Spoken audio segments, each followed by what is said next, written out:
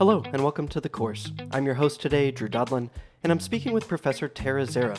Professor Zahra is the Homer J. Livingston Professor of History at the University of Chicago. She's also an affiliated faculty member at the Center for Gender and Sexuality Studies, on the faculty board of the Posen Family Center for Human Rights, and is a member of the Greenberg Center for Jewish Studies. She's here to talk to us about her career path and how she became a University of Chicago professor.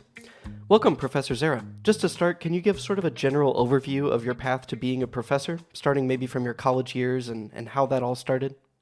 Well, I guess the first thing I'd say is that becoming a history professor, and particularly a professor of East European history, was probably, not the last thing on my mind, but definitely not something I'd ever even thought about before college, and really even before my senior year in college. I grew up in the Poconos in Pennsylvania. My father is a butcher, and throughout my childhood, I wanted to be a ballet dancer, and I trained pretty seriously for that. When it became clear that that was not going to happen, I set my sights on, trying to go to college. I ended up at Swarthmore College, which is a small liberal arts college in Pennsylvania. And I became a history major in part because I loved my history classes. I'd always liked historical fiction and history museums, but discovered that history was kind of my favorite subject in college. And from there, I still kind of wouldn't have imagined a career in history. I thought maybe journalism, law, public relations, government, all sorts of ideas. But in my senior year of college, I took a course with Peter Judson on fascism. And all of a sudden, I was really, really obsessed with history and started to think about graduate school. And that this was the spring semester of my senior year. So it was really only then that I even thought about it and began the process of preparing, which is probably a little bit unusual.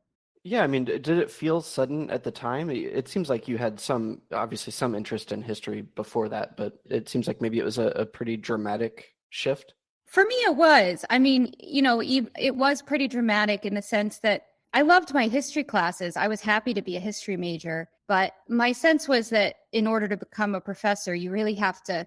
It was hard for me to imagine loving one subject enough to spend my whole life on it. And I think it was only in my senior year, sort of in that course, that I gained a fuller understanding of the possibilities of the ways in which, history enables you to combine research with writing. It requires a lot of imagination, and I'd always been interested in literature, but it also touches on policy and government and politics, which were topics that also interested me. So I realized that it actually kind of combined a lot of the things that I loved, and I started to be able to imagine dedicating myself to it as a career. And you said that you wanted to be a ballet dancer throughout your childhood. Did that extend into middle and high school? Yes. Yeah. Even into my senior year of high school, I applied for colleges and also to dance conservatories at the same time. Not sure really until the last minute what I was going to do. Was there a specific person around the time when you decided to go on the track that you decided to go on that sort of supported you or helped you make that decision? I not really. I think my family would have supported me no matter what I did. I had a great dance teacher who was sort of helping me in that direction, but I also had some teachers in high school who helped me imagine that I could do something other than dance. I think it was more honestly recognizing how difficult a dance career would be for me that led me to go in a different direction. And I still dance, actually. I still love it. So it worked out, but it was a kind of a difficult choice at the time. And you talked about it a little bit, but I guess why become a professor specifically? If you clearly have this interest near the end of your undergrad, how did you decide that specific way to go after that interest? Well, that I really can attribute to, in some ways, a single person, which is Peter Judson, who was the professor of that. In that class, I kind of went to him at the end of the semester, and I said, I'm thinking about grad school. And he said, that's a good idea. I said, well, do I have to choose a field, which I didn't even know really how it worked. And he said, well, you have to choose a language. So I I had kind of realized that my favorite courses had generally been in European history, and I decided to learn German. So I actually had no language preparation up to that point, except for some high school Spanish. I went to Vienna that summer using kind of my savings from work, did intensive German classes. Peter Judson was there, and I kind of helped him a little bit with his research to the extent that I could. And at that point, decided I wanted to study Habsburg history and applied to graduate school the following fall. I think the other thing that affirmed my decision, though, is that in the year in between graduate school, in between college and graduate school, I worked as a journalist for a magazine called The American Prospect. And it was a wonderful opportunity, to get launched as a journalist, which was another path I'd been thinking about. And I loved it. But I kind of realized that as a journalist, I never felt like I had enough time to pursue questions in real depth or to create new knowledge. I felt more like I was chasing after, the topic of the day a bit. And I don't think that's necessarily true of really good investigative journalism. But at the time, I was happy to shift into a field where I would have more time and space to research questions that really interested me.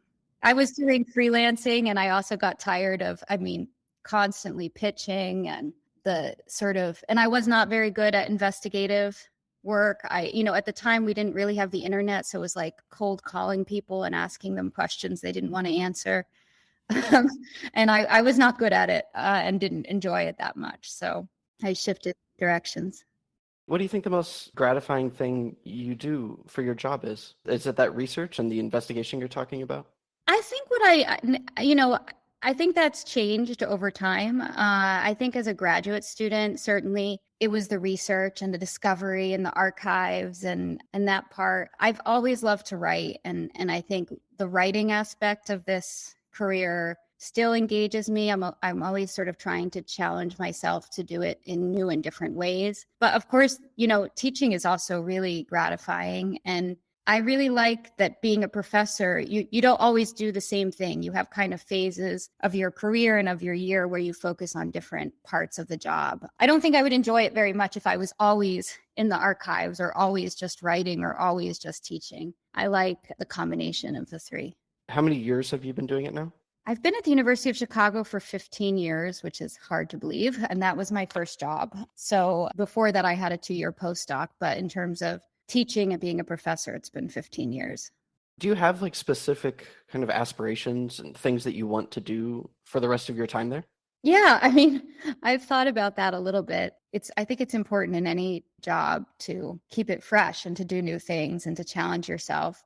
I hope and think that maybe in the years to come, I might possibly take on more leadership roles on campus. That's something I haven't really done much of, sort of designing programming and things like that. And it's something I'd be interested in doing more of. I'm always trying to develop new courses on topics that I don't know that well. So actually right now I'm finally bringing together my love of dance and history and trying to develop a collaborative project with a dancer and choreographer on dance as history. So I'm really excited about that. Something, I've continued to dance, but I've not really thought about dance in a scholarly way. And I'm also co-writing a book with Peter Judson, that professor who got me into the field in the first place. I've never co-written a book before. That's kind of exciting. So, collaborative work is not something that's super encouraged early on in your career as a historian. We're very focused on the individual research and the individual dissertation and the monograph. But now I feel like I have more freedom to pursue collaborative projects, and I really enjoy that. I'm also just continually trying to challenge myself to write for broader audiences, which is really difficult, actually. Even with a journalism background, it's kind of sometimes hard to break free from the conventions of academic writing or to convey things in new and creative ways. So that's something that interests me. Yeah, and I guess other than that, just continuing to develop new courses and new ideas. It's amazing that you get to work with the person that you say had such a huge effect on your career. What does that feel like? Well, we've remained in touch over the years, and he's become a very close friend. So it's not kind of out of nowhere, but it's great. It's a lot of fun. I I've really enjoyed it, and it's an honor, and I hope that we produce a good book. I think we will. But anyway, it's very rewarding to get to the point to do that and to have the opportunity to do that. And what is the most challenging part of the job for you over the years?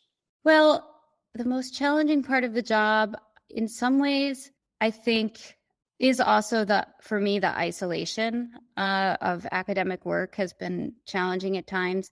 I mean, I think the most challenging aspect of an academic career more generally are things that are concentrated at the beginning of the career.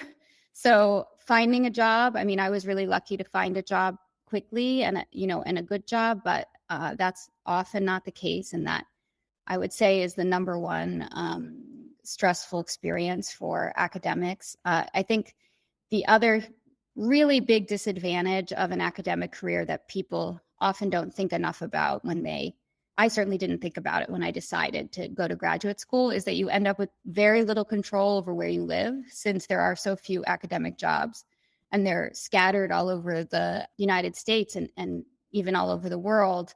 People end up in places that they never would have thought. And again, I was lucky. I ended up in Chicago. It's a great city. I love it here, but I'm far from my family. And sort of depending on the individual, that can be a real challenge. Other than that, I think, the challenges are kind of sometimes in the day-to-day of just keeping up with all of the work you have to do. But that's true, I think, for any career. You, again, talked about this a little bit, but I guess just to talk about the sort of day-to-day job and the experience of being a professor, what are some of the most fun times that you have as a professor there? The fun. Well, one of the things that can either be hard or great about being a professor is that we spend a lot of time on our own, and especially with the pandemic, it's been like that.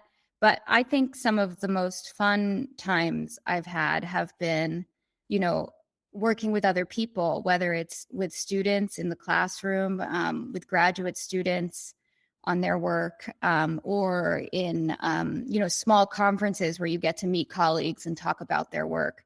That's fun, and I've also had the privilege in my own field, because I study European history, to travel a lot. That's something that is kind of part of my work, to traveling to different archives and places. And I really enjoy that. And I think that's a lot of fun as well. So maybe those are the two things that are most fun. I also find writing fun personally. Certain stages of writing I think are fun. Some are really excruciatingly hard, but others kind of just bring me a lot of pleasure. Thank you, Professor Zahra, for your time today, and course takers, if you enjoyed listening to today's interview, please check out the other ones. You can find out more about the University of Chicago through uchicago.edu or the university's campus in Hong Kong through uchicago.hk.